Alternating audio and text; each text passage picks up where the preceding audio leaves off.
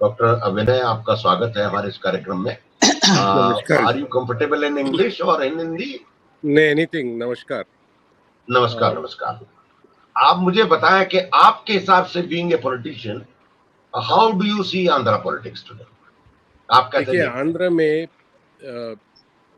Basically 5 parties है, जो YSRC या टीडीपी, जनसेना, कांग्रेस और बीजेपी।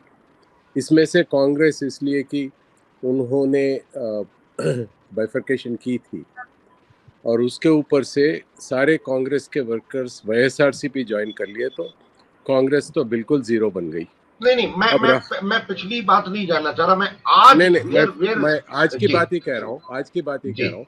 तो जब बीजेपी की बात आती है, तो बीजेपी तमिलनाडु में जो हिंदी की इम्पोजिशन बात करती है, जिसके वजह से तमिलनाडु सारा बीजेपी के खिलाफ है।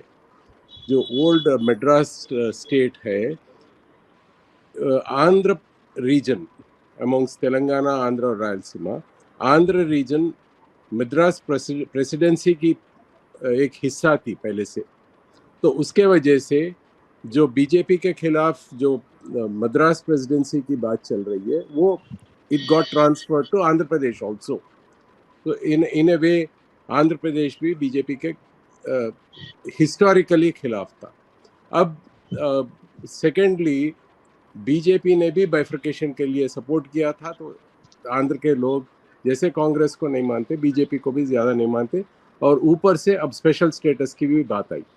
तो बीजेपी की सपोर्ट कहाँ से फ़ायदा हो सकता है, ये है कि अगर बीजेपी ये वाईएसआरसी आज गवर्नमेंट जो चला रही है, उसमें फंड्स की बहुत ही लैकिने हैं, बहुत ही कम फंड्स है उनके पास। तो अगर बीजेपी का सपोर्ट मिला तो फंडिंग आ जाएगी, उसमें इलेक्शन से हम बाहर निकल सकते हैं, ये सोच रहे हैं वाईएसआरसीपी के लोग। और टीडीपी जनसेना अगर मिली, बीजेपी का सपोर्ट इन दोनों को अगर आया भी, तो आप अभी कह रहे थे कि 0.5% का सपोर्ट भी नहीं है ग्राउंड लेवल में बीजेपी का। लेकिन अगर बीजेपी वाईएसआरसी पे के साथ नहीं गई तो फंडिंग नहीं आएगी, वो फायदा होगा टीडीपी जनसेना के तरफ। अब जनसेना ये पिछले 1-2 साल, शायद 1 साल, नॉट इतना ज्यादा मजबूत तो नहीं बनी कि जीत सके, लेकिन जो 6% पिछले बार उनको परसेंटेज मिली थी, अब शायद 10% तक इंक्रीज हो गई है।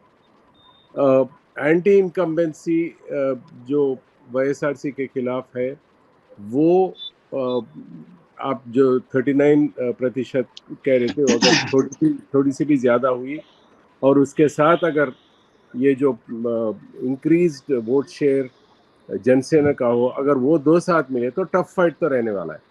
अब वाईएसआरसी तक अगर अपन बात किए, तो सिर्फ वेलफेयर मेजर्स, वहाँ डेवलपमेंट तो कुछ भी हुआ नहीं।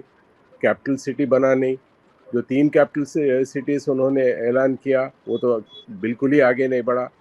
जो कैपिटल सिटी बनना था अमरावती, वो भी पूरी तरीके से रुक गई। तो ना डेवलपमेंट हुआ, बस एक ही बात चल रही है कि गवर्नमेंट के पैसे देकर वोट्स खरीदे। आज वाईएसआरसी में जो वेलफेयर स्कीम्स निकाले, बजट पे तो बहुत ही ज्यादा असर चल रहा है, बहुत तेलंगाना और आंध्र में, इस वेलफेयर स्कीम्स के वजह से। लेकिन काफी लोग ग्राउंड लेवल में जो बेनिफिट हो रहे हैं, वो शायद वाईएसआरसीपी के साथ फिर भी जाएंगे, इसलिए कि वो वेलफेयर मेजर्स के। और आपने कहा था कि रेड्डीज है, क्रिश्चियंस है, आप एक बहुत बड़ा हिस्सा भूल गए, मुसलमान भी, माइनॉरिटीज भी है माइनॉरिटी तो बेसिकली। 7-8% के करीब है। हाँ, 7-8%। वो जो हाँ, 4% रिजर्वेशन उन्होंने दी, उसके वजह से आज ज्यादातर माइनॉरिटीज जगनमोहन रेड्डी के तरफ है, न बल्कि टीडीपी के तरफ। टीडीपी ये जानती है कि अगर वो बीजेपी के साथ गए तो वो 7-8% उनसे हट जाएंगे। तो इसमें अब बीजेपी का हमें सुनने आया कि जनसेना को वो डिस्करेज कर रही है, कि वो ये कह रहे हैं, ये हमें सुनने आया एक एनालिसिस भी बता सकता हूँ कि चंद्रबाबू नायडू सीएम बने या तुम सीएम जगन सीएम बने, तुम्हें क्या फर्क पड़ने वाला है? जो हमको सपोर्ट करता है सेंटर में वो देखते हैं। लेकिन अगर इस टाइम चंद्रबाबू नायडू हार गया तो 2029 में जब तक वो 80 इयर्स के हो जाएंगे, लोकेश फोन चला गया। जी जी, आपका आवाज नहीं आ रहा डॉक्टर विनय जी। जी जी या हाँ, तो या अगर 2029 तक तुम ठहर सके तो जब तक चंद्रबाबू नायडू 80 इयर्स के हो जाएंगे, लोकेश अपने आप को एस्टैब्लिश नहीं कर सकेगा। अगर तेलुगु देशम हार गई तो तब तुम सीएम कैंडिडेट बन सकते हो हमारी सपोर्ट से। लेकिन अगर अब तुम तेलुगु देशम के साथ गए तो चंद्रबाबू नायडू एस्टैब्लिश कर लेगा, उसके साथ में लोकेश को एस्टैब्लिश करेगा, तुमको 2029 में भी चांस नहीं मिलेगी। इसीलिए तुम बीजेपी को सपोर्ट करना छोड़ दो और टीडीपी को सपोर्ट करना छोड़ दो। हम न्यूट्रल रहेंगे, जो भी जीत गया उसकी सपोर्ट हम लेंगे। 2029 में तुम डेफिनेटली सीएम कैंडिडेट बनोगे, ये सुनने में आ रहा है। तो ये कैलकुलेशंस चल रहे हैं आंध्र में। या doctor Vinay, you are saying something. या एक और मेजर रीजन है जो the one who asked this doubt is basically that I was talking about Mr. Bhattacharya. Now, इन्होंने पहले जब मिनिस्ट्री बन रहा है तो उन्होंने ऐलान किया कि ये एक स्टिपुलेटेड पीरियड की मिनिस्ट्री है, 2-2.5 साल, और उसके बाद मैं सारे मिनिस्टर्स को चेंज कर दूंगा। I will give fresh people a chance. तो जब उन्होंने रीशफल की तो उसमें मेजॉरिटी पीपल को ड्रॉप किए। सारे सीनियर्स थे जो पहले उन्होंने इंक्लूड की इंडक्ट किए थे मिनिस्ट्री में, मेजॉरिटी को ड्रॉप किया। समझ लीजिए अगर 20 लोग हैं तो 14-15 को ड्रॉप किए, लेकिन 5 को नहीं किए। तो अगर सारे 20 को ड्रॉप करते तो सारे लोग ये समझ जाते कि हाँ इन्होंने चेंज करना था, जो पहले अनाउंस किए तो सारों को चेंज कर दिए, डिसग्रंटलमेंट इतना नहीं रहता था। लेकिन 14-15 को चेंज करके 5-6 को जब रख लिए तो जो 14-15 है उनको ऐसा लगने लगा कि हम ये सोच रहे कि हम ठीक तरीके से काम नहीं किए, इसीलिए सिर्फ हमको ड्रॉप किया और इनको ऐसे ही रख लिए। तो अगर आप वो 4 लोग जिनको आप कह रहे हैं देखे तो ये इसमें से ज्यादातर मिनिस्टर्स थे जो शिफ्ट हो रहे हैं, और उनको ये भी इंडिकेशन आया कि उनको टिकट नहीं मिलेगा। तो this is one of the reasons. Now coming to the I am including to something else, caste equations की जो बात कर रहे थे आप, तो इसमें बोल रहे थे जी। हाँ 3 मेजर कास्ट है, कापू, कम्मा एंड रेड्डीज।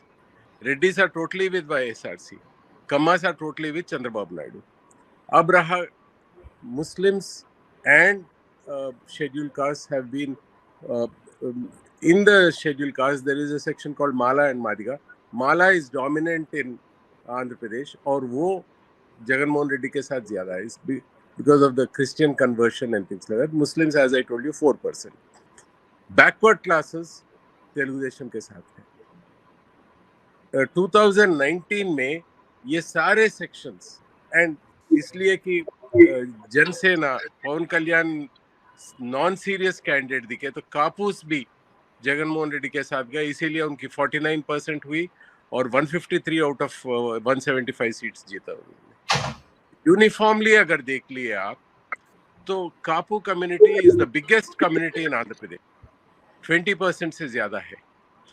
लेकिन एक एक डिस्ट्रिक्ट में इनके साथ एक डोमिनेंट कम्युनिटी है जो यूनिफॉर्मली आंध्र प्रदेश में शायद पॉपुलेशन से इतना इनसे टक्कर में ना आ सके, लेकिन एक एक डिस्ट्रिक्ट में इनके टक्कर में एक कम्युनिटी है, वो जनरली बैकवर्ड क्लासेस है और उनको कापू कम्युनिटी से जमता नहीं है। अगर आप एक एक से डिस्ट्रिक्ट में देख लिए तो मैं उतना डीप जाना नहीं चाह रहा हूँ, लेकिन एक एक डिस्ट्रिक्ट में है वैसा। तो कापू कम्युनिटी जब तक ये रेड्डीज को कापू कम्युनिटी नजदीक नहीं ला ले सकती है, बहुत ही ज्यादा दरार है इन दोनों में, और कम्मास को भी नहीं ला सकती है। तो the only community which can go with the Kapu community are the backward classes. लेकिन पहले से दुश्मनी तो है ही है। अब जब ये बैकवर्ड क्लास में इंक्लूड होना चाह रहे हैं, तो बैकवर्ड क्लासेस ये डर रहे कि उनकी जो रिजर्वेशन है, अगर ये एक बहुत ही बड़ी कम्युनिटी उनमें आ गई 20% की, तो इनकी रिजर्वेशंस काफी कम हो जाएगी। तो जब तक काबू कम्युनिटी बैकवर्ड क्लास रिजर्वेशंस की बात छोड़ नहीं देती और इस सेक्शन को इसलिए कि दूसरे सेक्शंस काबू कम्युनिटी से आना बहुत ही मुश्किल है, बैकवर्ड क्लास एक ही आ सकता है।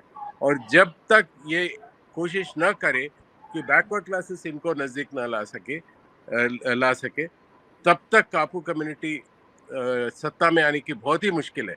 आज चिरंजीवी के साथ, जो मैं प्रजा राज्य में था उनके साथ, 20-22% में उनको 18% वोट्स मिले थे। अगर आप देखें तो ज्यादातर वो कापू कम्युनिटी के, लेकिन एक ही कम्युनिटी से आप जीत तो नहीं सकते, अब दूसरे कम्युनिटीज को भी लेना पड़ेगा। और किसको ले सकते हैं? बैकवर्ड क्लासेस को ही ले सकते हैं। तो जब तक ये वो मुद्दा नहीं छोड़ देते कि हम रिजर्वेशंस में हाथ नहीं डालेंगे, तब तक कोई भी बैकवर्ड क्लास इनके नजदीक नहीं आएगी। आपका ये कहना है डॉक्टर विनय कि जब तक ये क्राइसिस चलेगा, जगन मोहन रेड्डी का एज है, आपको लगता है? जगन मोहन रेड्डी, अगर बैकवर्ड क्लासेस और बैकवर्ड क्लासेस ट्रेडिशनली टीडीपी के साथ थे, always with TDP, both in Telangana and Andhra. अगर बैकवर्ड क्लासेस डिसअपॉइंटेड है, मायूस है जगन से, और कापूस जनसेना के साथ गए, तो तब जगन को सत्ता में आने की बहुत ही मुश्किल है। सो डॉक्टर विनय, आंध्र प्रदेश की जनता के पास तो कोई ऑप्शन नहीं है। टीडीपी को वोट देंगे तब भी वो बीजेपी को सपोर्ट करेगी, जगन मोहन रेड्डी को वोट देंगे तब भी वो बीजेपी को सपोर्ट करेगी। तो आंध्र की जनता जाए तो जाए कहां अगर बीजेपी को सपोर्ट नहीं करना है? नहीं, एज आई सेड, आंध्रा के पॉलिटिक्स स्पेशली बहुत ही ज्यादा कास्ट लाइन्स में डिवाइड हो जाते हैं। और कास्ट इक्वेशंस अगर देखें तो definitely Reddy's, Muslims, schedule caste Jagan के साथ है। तेलुगुदेशम के साथ लास्ट टाइम इसलिए कि दो मेजर सेक्शंस कापूस और बैकवर्ड क्लासेस नहीं गए उनके साथ, तो वो बहुत ही खराब तरीके से हार गए। आज 40% of electorate is backward classes and as I said 20% Kapus. ये दो डिसाइडिंग फैक्टर्स रहेंगे। अगर ये दो जगन के साथ ही सेल हुए तो फिर जगन जीतेगा। अगर ये कास्ट पॉलिटिक्स छोड़ के मनी पॉलिटिक्स तो चल ही रहा है, इसको छोड़ के डेवलपमेंट ये सारा ज्यादा आंध्र के लोग सोचते नहीं। ज्यादातर कास्ट पॉलिटिक्स के साथ ही। बहुत बढ़िया आपने कहा डॉक्टर विनय, आप बोले। आप जय श्री राम की बात कर रहे थे। अगर आप 2012 से 2014 तक मोदी के स्पीचेस सुने तो उन्होंने कहीं भी अयोध्या टेम्पल और जय श्री राम की बात नहीं की, हिंदुत्व की बात नहीं की। उन्होंने डेवलपमेंट की बात की हर जगह। और जब मोदी ने भगवान को इन्वोक करने दिया तो वो हार गए। बिहार में अयोध्या टेम्पल की बात की, बिहार में हार गए। जब वेस्ट बंगाल में गए, दुर्गा माता की बात की, वो हार गए। कर्नाटका में जब गए, जय बजरंग बली बोले, हार गए। Whenever he left the development का मुद्दा and he went towards God, then he sectionized people, and a majority of people who were neutral or other communities, they went against it, and that's where he lost. This is just my analysis.